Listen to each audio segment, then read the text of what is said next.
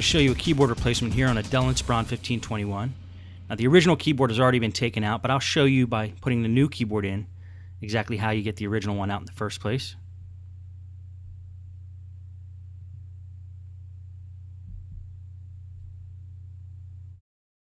Now I'm attaching it with a ribbon cable here, making sure that it's insecure, snapped in tight, and it's straight. And once that's snapped in, make sure it's secure. Now we're not going to be able to get the keyboard in until we take the hinge cover plate off, which we should have done first, but it's okay. The keyboard can just sit there connected while we get this plate off. Dells are easy. If you look right here, you're going to see a little slot there, and the purpose of that little slot is so you can put something in there and pry up the hinge cover plate. I usually use a flathead screwdriver. It'd probably be smart to use something that's not going to scratch the plastic. But most Dells have that slot there, so you're able to pull up that hinge cover plate rather easily from the right-hand side. I'll show you how we do it right here.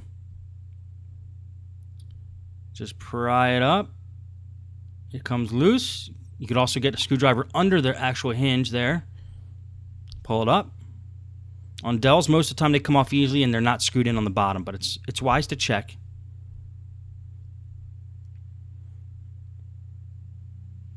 There's two screws that hold the keyboard in. The keyboard slides in underneath where the touchpad is. You gotta push it down, slide it in, and then make sure the screw holes are flush, lined up.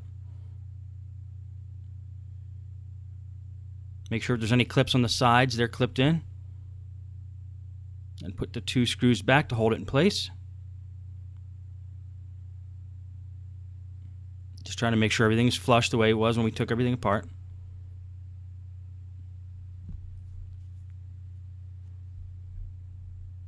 It looks okay. That's the LCD cable in there. Sometimes it likes to pop out from where it's originally from, and then the hinge cover plate doesn't sit exactly level like it did. Okay, make sure the screws are tight. Take that hinge cover plate, snap it back in, starting with the left-hand side on Dells and moving your way over to the right. Now this is looking okay. Everything looks straight. Keyboard looks like it's okay. And that's how you do a keyboard replacement on a Dell.